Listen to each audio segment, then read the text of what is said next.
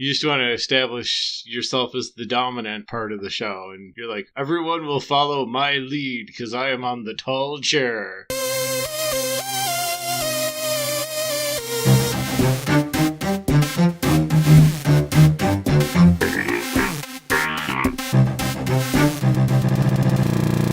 Welcome back to Cartridge Based Radio. I'm Donald, joined once again by Brad. Hello. And we are once again returning to the fall of 97, the greatest span of video game releases in the history of time. Probably, yes. But this week, instead of being upstanding video game journalists, we're going to be wheelmen in the greatest heist known to man. Brad, will you tell us about Felony 1179? Okay. Felony 1179 was released as Runabout in Japan. It was brought over here, released about a week after Final Fantasy VII came out, so didn't get a lot of attention. It came out prior to Driver, prior to Grand Theft Auto 3, prior to a lot of games. So it's kind of one of the first, heist type games where you're, driving a getaway car, basically. It was a real original idea for its time. After I beat the game, I watched the credits and I counted maybe a staff of 20 worked on this. So it wasn't the biggest budget release ever. No, it was not. So you pitched this idea to me, this great span of these all-time classic games that came out in this very magical summer and fall. You said, and Felony 1179. It's like, I had never heard of this game in my life. So I sat down and played it, and 20 minutes after I started it, I was watching the end credits, severely confused about everything that happened in this game. And I don't know how I feel about it. I mean, I can blow up a city bus while riding a Vespa. That's pretty amazing. Imagine that feeling of not knowing how you feel about the game. And you played it for the first time earlier this week. I played this game 20 years ago when it first came out. I was really excited for it. I still don't know if I like this game. I don't know if I dislike this game. If this was $10 on Steam, I'd play it and be like, I got my $10 worth. But you informed me this came out as a full price release. Yes. I bought it the day it came out. Like I said, I was really excited about it because the previews, there weren't any other games like this at the time. The first Grand Theft Auto had come out on PC maybe a year or two earlier, and it had been released on the PlayStation that spring, but that was an overhead game. It was kind of hard to play.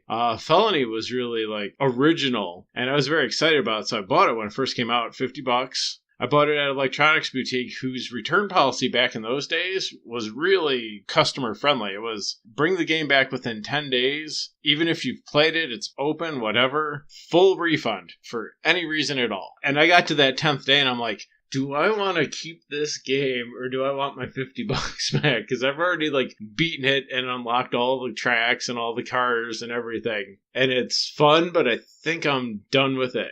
You unlocked all 3 of the tracks? Yes. Whoa. I know, it's crazy. That took me 10 minutes. The back of the box quote could have been literally 3s of tracks. There actually is a 4th track, but it's a test course. Because this is the kind of game that you want to go into and fiddle around with all the car suspensions and transmissions. Wait, can you customize all that in this game? Yes. Which is kind of funny because this doesn't have what you would call super realistic physics. It's not a driving simulator. The handling in this game is similar to me sitting outside on a bag of potatoes and yelling vroom vroom vroom.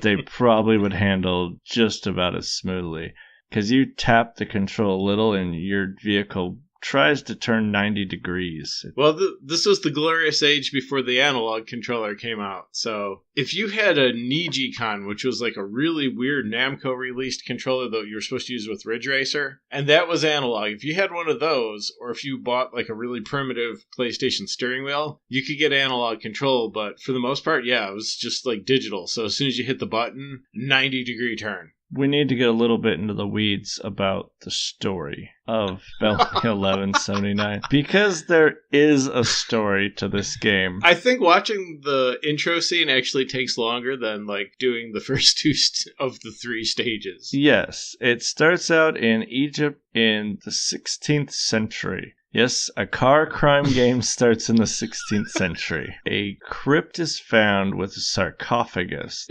Yeah, no one can open it. So they bring it to presumably the States? I'm not sure. So here's where things get really fun because the localization on this game was minimal.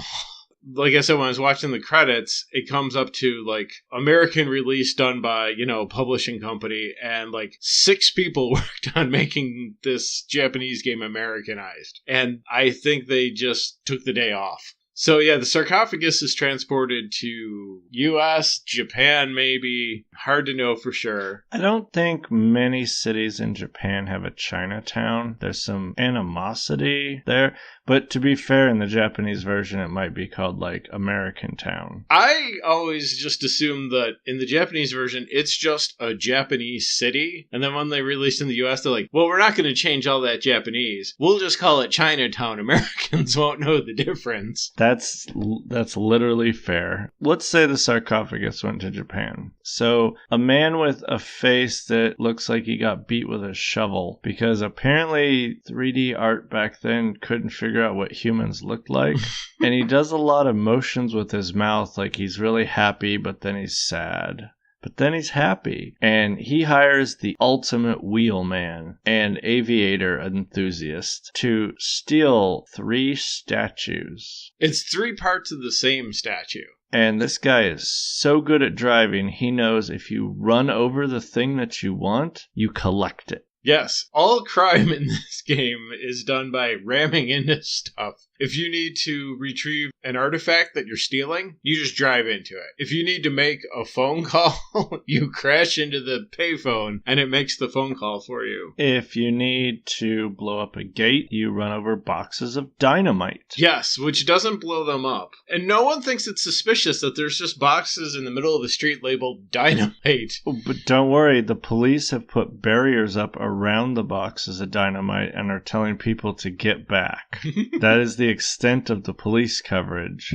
So you get these 3 artifacts from Unknown City 2. The beach. Oh, the beach. In Unknown State, and Paris. All the street signs are in Japanese. Even in Paris? Not in Paris, but in the beachside stage. Okay, so Japan, other Japan, and Paris. And they call that stage Seashore. It's like they went out of their way to try to make it seem more localized, but it's an international crime spree. They could have just said the first stage is in China and the second stage is in Japan along the beach. But they're like, no, these are American cities. Pay no attention to our road signs.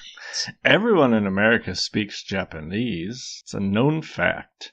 Do we spoil the fantastic ending to this game? Yeah, I think we can go ahead and spoil the ending. So, rich man who hires you, who has no name, assembles the parts and he opens the sarcophagus, and he is so happy to find golden coins. But then his face melts off, and heist driver guy just throws a sarcophagus in the back of his Dodge Ram and drives away. It's like you're Calypso from Twisted Metal or something, and you're just driving around with this cursed sarcophagus, trying to see who else is going to pay you to open it and burn their face off. How many gold coins do you think you could fit into a sarcophagus? Because this already super rich guy seems thrilled to have the sarcophagus full, for the 2 seconds that he's alive and he isn't on fire while he's looking at this thing. He is ecstatic. And I gotta think that can't be more than maybe 5% of the wealth he already has. It really depends on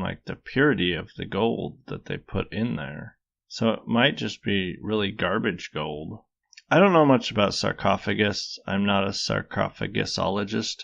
But there wasn't a lot of room in there. Was there? Is like room for the body? Yeah, that was about it. So you imagine like you laying down on a table and then replace you with gold of the same, like gold coins of the same length and width and everything. That's this treasure chest. Like I said, I mean, this guy's already rich, so, like, this can't be, like, much more than the equivalent of me finding, like, $20 in a coat pocket. He's not rich if he has to pay for all the property damage Wheel Guy commits in this game. And that's one of my favorite little features about this game is it keeps a running total of all the damage you've done. And, like, every time you hit something, it'll name the item you hit and its dollar value. So, like, you'll crash through a cafe and it'll be like, table, plate, fork, you know, like $10, $5. So I crashed through a gate that was $20,000, but then I hit a city bus and it said $8,000. It's like, what? Well, you know, it has to do with depreciation. You know, when you buy the city bus, it costs you maybe like $100,000, but then if you use it for 20 years, you know, the last couple of years, it's really only worth a few $1,000s. So I applaud this game for sticking to generally accepting accounting standards, you know, applying depreciation to all the objects in the game that we're destroying. I watched the credits. I did not see anyone who was an economist, so I don't know if they just don't know the value of things. And another question, did Fujifilm actually pay to be in this game? I'm not sure. There are, in the credits it mentions that Fujifilm and like Pocky are like product placements in the game, and I don't know, you know, this is like the Noid Domino's Pizza thing all over again. Like, did the game maker pay the company to have their product in the game, or did the product pay for a placement? I can't imagine like the people at Fujifilm being like, oh, this game looks hot, this is the one that we want to sponsor. Film is just the number one way to take your pictures, and that's going to be around forever, and so is Felony 1179. Just imagine like a billboard with like the two things like right next to each other, and it's like, be around forever. So you start out and you might be in a Japanese city, I'm not sure. Let's assume. But you have a Dodge Ram. I don't think Dodge wanted to be in this game because there's no official branding. No, there are so many unlicensed cars in this game. And I have the game complete with the box and everything. And like the Dodge Ram on the cover of the game is like breaking through a wall. And like it's very conspicuously like unbranded like on the front. But in the game, it's just called a DGR. I think that's supposed to be Dodge Ram. Oh, it definitely is.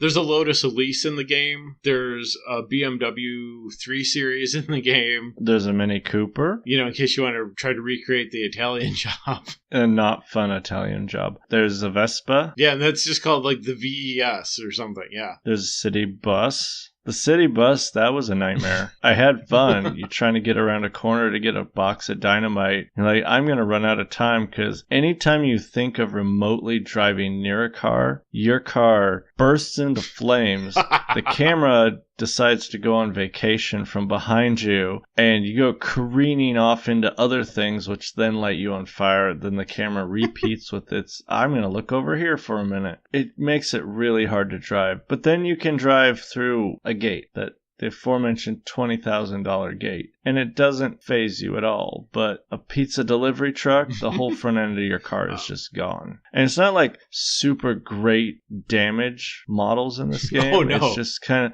we move some vertices, and now this fender is sticking through the driver's side window. Ha, damage. Every object in the game has two states of damage. Mint condition and totally trashed. And if you so much as scrape another car, it is totally trashed and it will often explode. Then if you touch it again when it's in exploded state, it will re-damage you. I guess you're touching a flaming car. That could damage you. Yeah, that's probably not good for your own car. So as the most experienced thief/wheelman in the biz, this game does open and tell you everything that is taking place in virtual reality, and don't try this in real life. Yeah, like that's not part of the storyline. That's just like the warning screen that pops up. Like, don't try this at home, kids. Yes, don't drive over priceless artifacts thinking you're going to open a sarcophagus. What was that sarcophagus made out of that they couldn't open it with any other means other than to find the original key? I don't know if once you get it open and you're happy about the gold and then it melts the flesh off your skull. I'm going to go ahead and guess that's going to be a hard thing to get into because it seems like magic is involved. Like, it just seems like you should just like drill a hole in the side and let like all the fire or whatever shoot out of the hole and then go about counting your coins. I made $30 in gold. Woo. I'm going to sell it to some company that advertises on Fox News. Brad, it's the safest currency. So this game is really bad about telling you what's going on whatsoever. You basically have a little Google map in the corner, and it's a rough estimate of what the streets might look like, because you could pass your turn that you were supposed to take, but your little dot on the screen is nowhere near the turn. You're like, oh, nuts. This must be Apple Maps. It makes it really hard to plan out your route, because you'll look at your map and you're like, okay, the thing I'm trying to pick up is right before the turn I need to make. I'll just make a nice wide turn, pick up the item, go right down the next street, good to go. And then you get there and the item is actually like past the intersection. It's like, I would not have come this way if I knew that was going to be the case. And just as the game opens, your first task is to collect 6 sticks of dynamite. After it auto steals the priceless artifact for you right away. They don't even give you the pleasure of stealing the first artifact. It's like, thanks guys. And then the way the dynamite is laid out in that first section, there's no like logical path to collect it. And one is down like a dead-end alley. Yeah, it's a very serpentine route that there's no super efficient way to pick them all up. There's the best you can do methods. You know, interesting thing about that is the whole reason you're collecting this dynamite is to blow up what must be like the only indestructible object in the game, which is the gate to Michael's estate. And they never tell you who Michael is, but it's just like on the loading screen for that level, it shows you a map, and it's just like Chinatown, Michael's estate, and then like the hotel that you're driving past in suburbia. So I have a theory of who Michael and his estate is in this game. Okay. For some reason, when you go to Paris, France, or if you're in the Japanese version, Gear City, there are statues of Michael Jackson everywhere. Like, I don't know if the developer was a super big fan of Michael Jackson. Like, I gotta pay tribute to the King of Pop in my award-winning game, Felony 1179. You know, like, 1997 was sort of a weird time to, like, start making Michael Jackson references, because he'd been kind of out of the spotlight for a little while at that point. He was, like,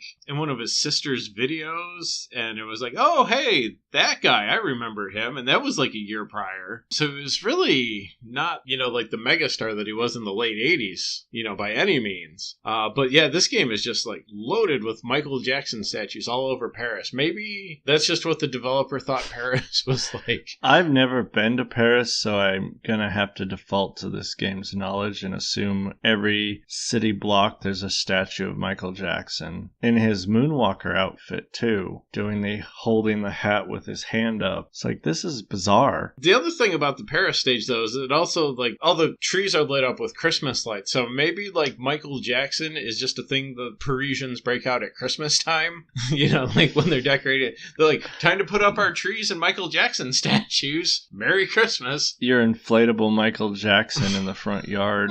Plays like a MIDI version of Beat It. You're really lucky if you get one of the Billie Jean models. You pointed out earlier that Paris is actually not Paris in the Japanese version. It's Gear City. Metro City. Oh, Metro City. Even though it is obviously Paris. It's scary. They did a good job on the PS1 of saying, this is Paris. Yeah, I mean, it's recognizable, which is impressive on its own for a PS1 game. And, like, you know, I only know Paris from movies and stuff. You know, even if it hadn't been labeled, I could have done that stage as a 20-year-old and been like, yeah, this is Paris, you know. So they did a great job of rendering Paris. And then for the Japanese version, they called it Metro City, which is the city in Final Fight. Although that's a totally different company, so I think it's just like generic name. But I prefer to think that this game takes place in Final Fight. I could see Mike Hagar and Cody hanging out the windows of a Dodge Ram with a Budweiser in hand, just running over priceless artifacts and phone booths. I mean, they're used to punching phone booths and finding turkeys inside. So, you know, imagine you run one over and it's just like, I feel full. I ran over a phone booth. It healed my truck. Trucks love chicken. Yeah, you know, either that or it's the Mad Gear Gang's crime spree has evolved to vehicular crime. Mostly in those games, people just want to punch cars. They're not used to cars punching back. Maybe that's why Hagar beats up that car in Final Fight. He's like, this is the car that they've been pushing into hotels to steal artifacts. Punch, punch, punch. Maybe we shouldn't put artifacts in hotel lobbies. I don't know. So earlier this week, we were talking about this game via text, and I was impressed by its rendition of Dick Dale music, because I'm a fan of Dick Dale, and then you informed me this is actually not Dick Dale playing sweet, sweet beach tunes for this game. It's a Japanese cover band doing Dick Dale. It's a Japanese band called the Surf Coasters, and they're a real band, and they tour. They've come to the U.S. Occasionally. Yeah, they're like Japan's biggest surf rock music group. That's a very, very specific genre, I would imagine, like Japanese surf rock bands. Maybe not. Maybe surf rock is huge over there. It's kind of not like a big deal here anymore. Although a lot of punk songs kind of have like that sort of vibe to them. Like if you listen to the Dead Kennedys, a lot of that kind of has a Dick Dale vibe to it, which seems weird. But like if you listen to Police Truck, like that is like surf guitar. I don't know about you, but I would say that Dick Dale is cartridge-based radio approved as being awesome. Yeah, absolutely. The Surf Coasters, I think, might have to enter our approved pantheon of music, because this game, for all its jank and weirdness, has really good surf music in it. For some reason, because you don't actually ever surf at any point in this game. I don't know if you're surfing the sweet pavement to get your way to these artifacts. Well, I mean, even that would be skateboarding, probably. So, yeah, there's like just there's no reason for there to be a kick-ass surf soundtrack, but there it is. And I'm not sure in Paris at night in Christmas why you need surf music. I don't know if heist driver's just like, I really love this cassette, and he slams it in his dash, and he's like, yeah. And they make a big deal about the driver of this car, but they don't ever say his name, so I don't know if it's trying to be like, oh, this is you, haha, wink wink, giving you ownership over the driver. His only line in the game is when he sees the dude dying of his face being melted. It's like a close-up of his aviators watching this guy die. And the driver goes, I don't know if he really enjoyed watching a human's head melt off. And it's like, yeah, this is my thing. Could be that he's like some sort of Star Wars alien that, like, that's his language. Is just like, yeah. You know, that means, should I call 911? Roughly translated, I'm horrified. I must escape with the sarcophagus and dump it in the ocean.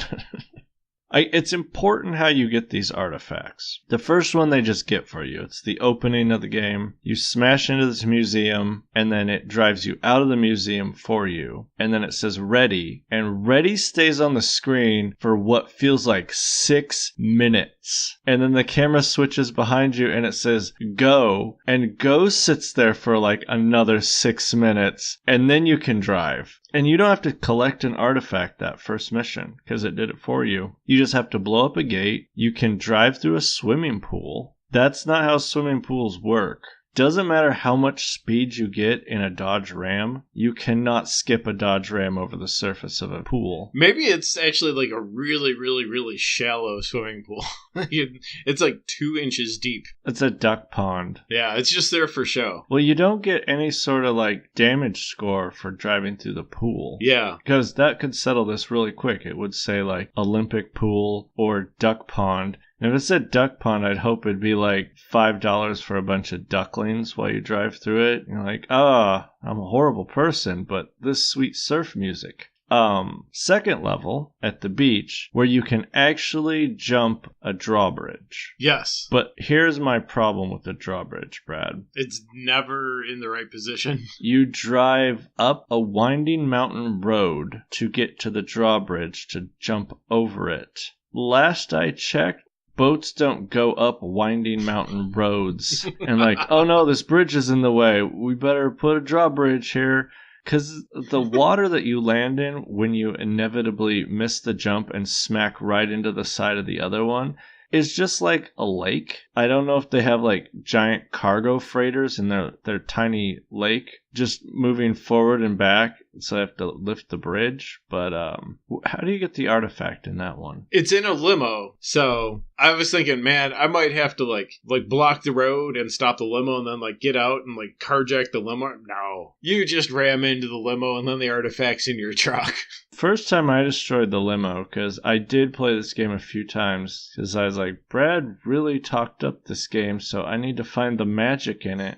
And it only takes 20 minutes to do, so it's like no big deal. But the limo was pulling out of like a gas station, and I just T-boned it. And it's like, artifact got. It doesn't even say that. It's just like, let's go. It's like, all right. So you let's go to the end of the mission. And then you're in Paris, which it's a giant statue in the middle of a courtyard. You just drive through the courtyard and get it. And then you have to get to the docks. Because Paris has the best way of introducing the vehicle. A helicopter drops a cargo box In the middle of the city. I think jets would have been scrambled by that point if a helicopter that could carry a cargo container big enough to hold a Dodge Ram in it just dropped something in the middle of the city. I mean, the military would be involved. Yeah, but, the French military. Oh.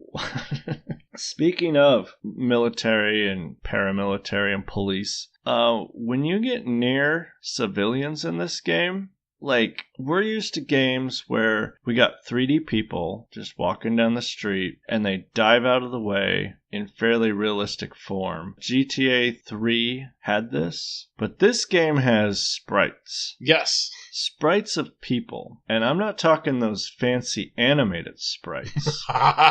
There's 2 sprites. There's standing still, then there is the back of the person with their arms like they're running, but the sprites just bounce down the street away from you, and they are faster than a Dodge Ram going 86 miles an hour. So when these people get scared, they run at least 90 miles an hour away from you. They're like rabbits. They just start bouncing away at the speed of light. The best part is when they switch that, it's not even animation, when they go from their calm sprite to their panicked bouncing sprite, they'll each have like just like a little sound clap. Ah! Or, whatever. Like, look out! And if you find a whole bunch of people at once, like, it's very satisfying to just like crash into a cafe and see like people bouncing in all directions and just hear like 30 like ah.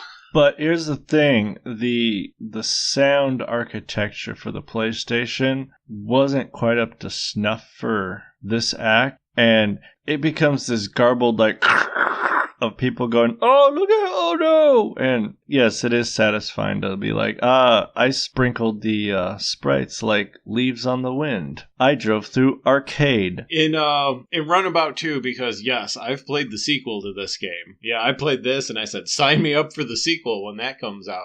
in Runabout 2, it's pretty much the same idea, but they did add a sound clip that comes up occasionally of like somebody yelling, "You can't do as you please." So like you'll run and crash into a car and a guy will bounce away and be like, "You can't do as you please." And it's like, well, I just did to your car. Wow, game of the year. Man, Runabout 2 was so not in demand that I was still working at EB at that point. I had a reserve on it, and we got an email the one morning. It's just like, Runabout 2, we're getting almost no copies of. So if you have a customer that put money down on it, we'll try to get it for them. But otherwise, like, don't expect to see it in your store. So we never even got a copy of that game. Years later, I got it online. On purpose? Or just like someone sent it to you as like a good goof? No, it was like I was on eBay. I'm like, I can finally get that sequel to Felony 1179 that was apparently harder to get than Panzer Dragoon Saga, because I managed to get my hands on that game. Okay, so we have Felony 1179, which was Runabout in Japan. Yeah. Runabout 2. I know we're talking about one game, but I need to know what the story of Runabout 2 is. I don't even remember. I do know it has a lot more stages. So like 5? Maybe like 10 or 20. Whoa. It tells you how to unlock the cars instead of just being like, play the game a bunch of times and maybe like you'll get new cars every so often. It is the game the Felony 1179 should have been. It's still cheesy, but it's a little more developed. Like I said, if someone rebuilt this and put it on Steam for $10, it would be a hit. I bet you'd have people streaming it because it's so just nonsensical. It's super charming. Yeah, I mean... But you're not like, oh man, I'm having so much fun. It's more like, am I having fun? It's kind of funny. It's definitely cheesy. You know, it's like... Sometimes you watch a real low-budget movie, but you still like it. You know, it's just kind of fun and fun to make fun of. And Felony 1179 is that. One thing I like about it is that you can play it and pretty much, like, know how the game works. Like, you know, maybe not the specific programming, but you can see, like, all the cause and effect that's going on in the game. Like, if you bump this bus, it switches from this model to this model. If you get close to this guy, he changes to this sprite, bounces away while yelling that you can't do as you please. You know, like, it's a real simple game to just kind of like figure out like what the algorithms powering it are. There's not a lot going on, but those moments when you're like, I don't think I'm having fun, you're like, oh, this music's really good. Another thing that's neat about it was really, they didn't like really talk about it, you know, in the promos for the game or anything, but it's really revolutionary for its time is depending on when you reach certain points in certain stages, different events will have happened. So like if you're making, and it's especially noticeable in the seed side level, if you're making really good time and you get on the freeway, you'll have clear roads. But if you like are a minute behind and you get on the freeway, there'll be a traffic jam, you know, or you'll see like at one point in time, you'll see like just a car on the side of the road with like the hazard markers up to tell you not to run into it. But then like if you go like 60 seconds later when you get to that point, it'll be like an ambulance in a car wreck, which is a little dark. And I think they only do it for the second stage. Like they had this neat idea. They're like, well, we'll try it in this one. And then they never got around to putting it in the other two stages. That is sort of neat. One of my favorite things about this game is if you run out of time, it's not like most games that punish you by saying, oh, the level's over. You still have to finish the mission. And then he's like, oh no, I ran out of time. He doesn't seem real upset about it. And I don't know how running over an artifact requires you to be somewhere at a certain time, unless you're being picked up or... Because the police don't care. It's only the first mission that the police care. Because after you go through Michael's estate, a cop car chases you for like 40 seconds, and it either rams you and blows up, or it misses you and runs into a guardrail and blows up. But that's like the only police presence that actually tries to stop you in any way, shape, or form in this game. Yeah, like there's other police in the game, but they're already preoccupied with like directing traffic or like dealing with some other issue. You know, some idiot left dynamite in the middle of the road, so they have to deal with that. They don't really like put up any resistance. Not like GTA where you might get chased, and the police mostly just like bounce away from you while yelling, ah! Or like kamikaze you with their cars. Bad game design. Let's talk about it for a second. What, in Felony 1179? Whatever do you mean? In Paris, you have to run over a phone booth to continue on. But you have to, like, drive backwards through the course to get to the phone booth across a bridge. And no one in the development team said, hey, we can take this giant wrong way sign off the screen because we're asking them to drive backwards in our little open world city. So as you're trying to get over to the phone booth, it's just like, wrong way. It's like, I get it, but you're forcing me to do this. I guess none of the 6-person quality assurance team that was playtesting this game picked up on that. Maybe it was in localization. They're like, slap a wrong way sticker up on the screen because Americans won't know that they're driving the wrong way. You know, like in the Japanese version, the text comes up and it actually says, like, phone booth ahead. And they get to the US team, localization team. None of them actually can speak or read Japanese. They're like, what do you think that says? Oh, it probably says wrong way. We should just make it say wrong way. Because there's a lot of times this game asks you to do like an open worldish sort of navigation, and someone arbitrarily decided, nope, this is the wrong way to go. It should be always forward. And no one was like, hey, Doug, they have to drive backwards to get this box of dynamite. He's like, no, that's the wrong way. You're fired, Ed. Ed, who doesn't know what a wrong way is. Did you fire Ed? That was 20% of our company that you just fired. That's the only guy who could speak Japanese. We don't need him. Visually, this game has its ups and downs. That's generous. Every once in a while, the camera will cut through the map, and you can see how just the clockwork is running back there. But when we talked Final Fantasy VII, we said sometimes people tried to do too much with textures. And the ground texture in this game is a prime example of when you're trying to do too much, because it warps really funny at a diagonal line right underneath your vehicle, and it'd be on the back end of your truck. It's like rolling downwards into the world, and in front of you it's waving. I don't know, maybe that's the surfing part of this game. I think your truck has a warp drive, and it's actually like bending space-time to get faster. That's why you're the best getaway driver. You have a warp drive. You don't actually exist in a time and space that they can see you. So that's why they run in fear because your truck appears as it steals a box of dynamite, or it runs over a box of dynamite. And those dynamites, did the rich guy say, okay, listen, you grab the artifact and I will have boxes of dynamite dropped throughout the city, and hopefully no children will play with them, but you collect them and you can get onto Michael Jackson's estate. Yeah, I want to think that the getaway driver was looking at a map of the city and he's like, the only road out of town goes right through Michael Jackson's estate. And if he's got his gate shut, we're stuck. Who designed this city? Maybe it's like Michael Jackson was running a social experiment on the people that were on the side of the gate with the dynamite and the artifact. And it's like, I want to see how long before they break when they can't get to the vital resources like the gas station, which is on the other side of my estate. Michael Jackson is just like turning this city into the Hunger Game. It's like, we're going to cut them off from everything they need and then just put dynamite all over the city and see what happens. Who's going to pay tribute to me? And then at the last minute, he's like, they figured out to use the dynamite to blow up the gate. No! They drove through the duck pond, Mr. Quackers.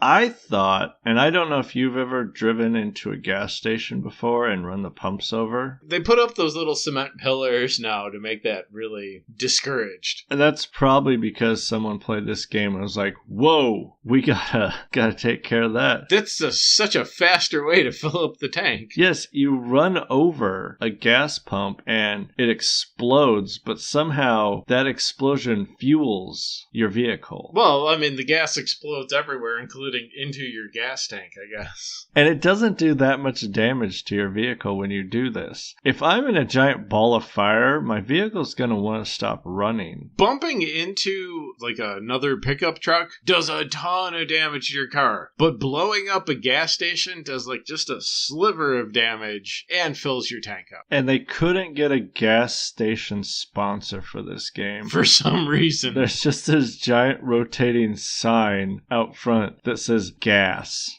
Oh, we got to pull over at gas, get a Twinkie, and also run over pump 6 to fill up. If I owned a gas station, I would just name it Gas. And people would be like, oh, hey, I'm just going to run down to Gas real quick and get a big gulp. I got to get gas at gas. I think that would be a pretty rad way to fill my tank up. Because he doesn't seem to do any sort of credit card transaction or anything. I don't know if he got his windows washed when this happened. With fire. Just scorch all the dead bugs off your windshield. Yeah, the paint job is fine on the other side of the giant ball of fire you just created. Which I don't know if he's got flame-resistant paint. He has a terrible paint job on this truck.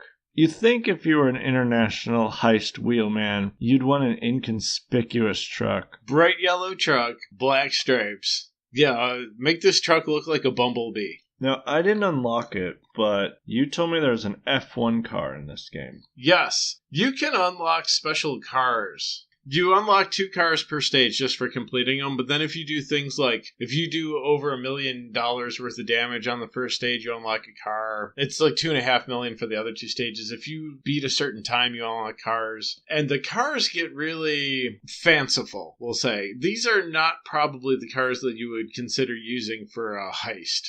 You can get a garbage truck. You can get an F1 car. There's a street sweeper, a limousine. One time I made a poor decision on YouTube, and I watched the 25 most disastrous F1 races of all time, or F1 crashes of all time. This was not a good use of my time. I didn't feel better about myself as a person after watching it. But an F1 car would be horrible for this heist, because you sneeze on those things wrong, and they disintegrate. Yeah, and you die. Driving through panes of glass, through gas stations, through gates, through city buses, an F1 car is not going to survive. Even if it did, I mean, you think like that yellow and black pickup truck is going to be conspicuous? If the police are on the lookout for a guy driving a Formula One vehicle, like, what's your getaway plan at that point? Are you going to like try to find like an IndyCar race and like sneak into it and try to blend in? Just drive to Monaco. I hear everyone there drives a F1 car.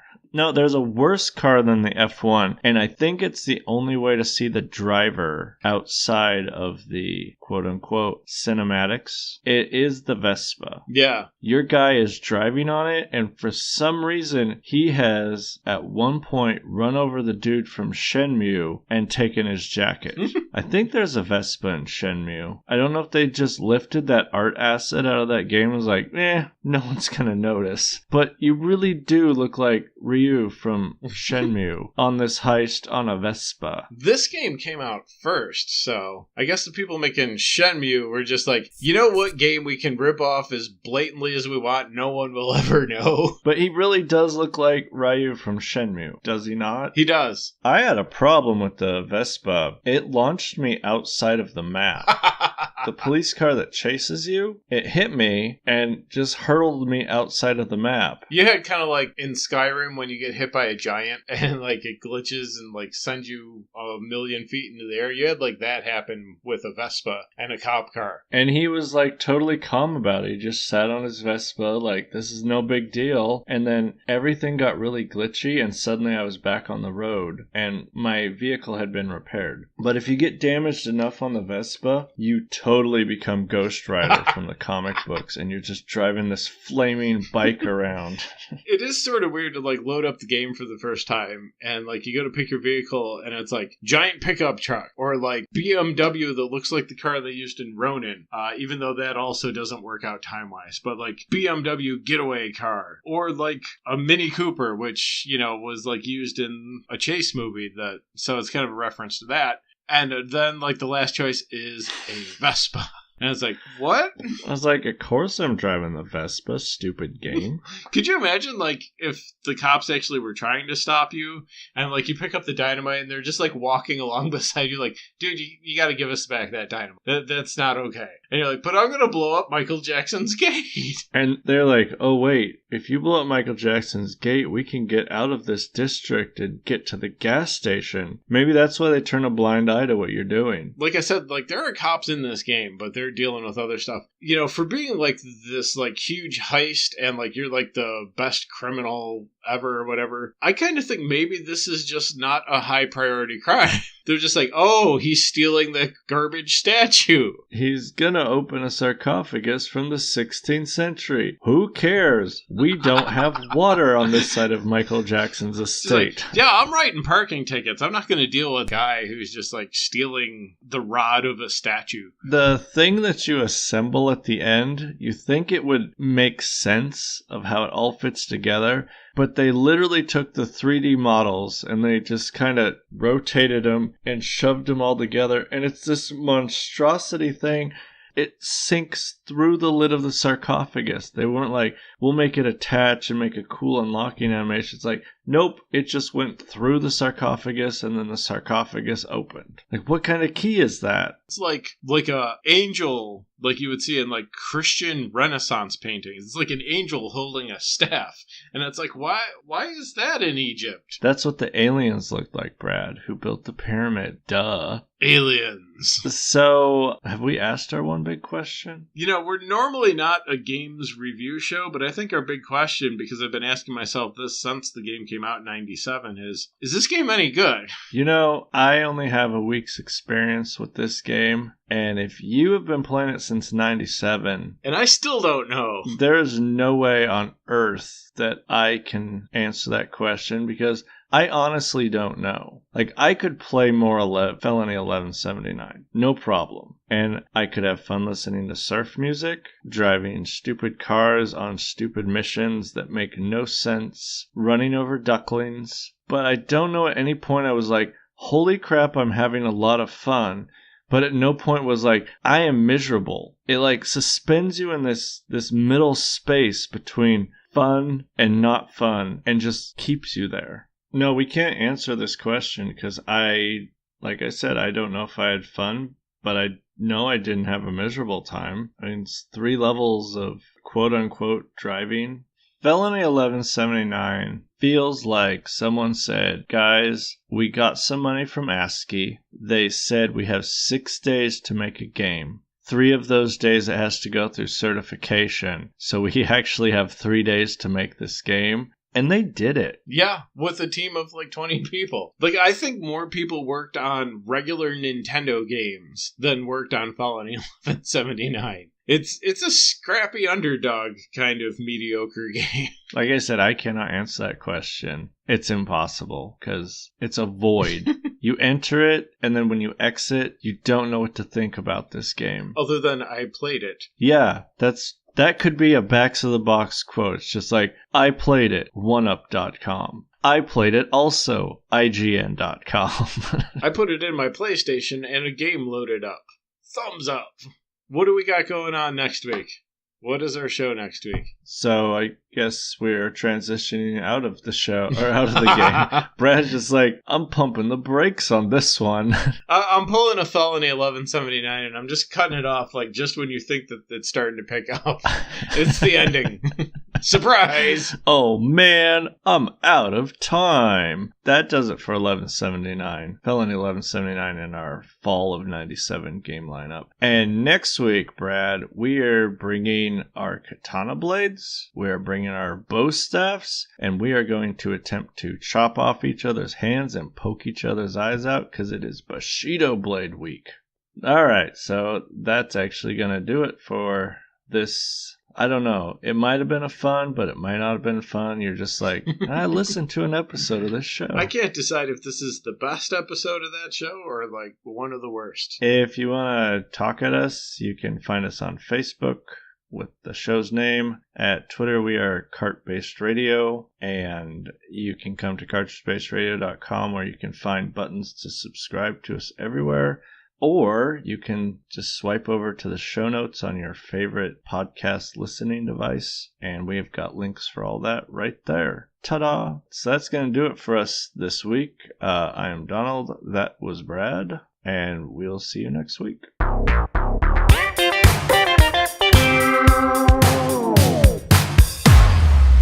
Yeah, sorry, that was kind of an abrupt end. I thought we were getting there, and I kind of jumped the gun a little bit. No, I was watching the time. I was like, probably about another minute, and then you were like, "What's next week?" It's like, "Oh, awesome! Brad wants to be done." Like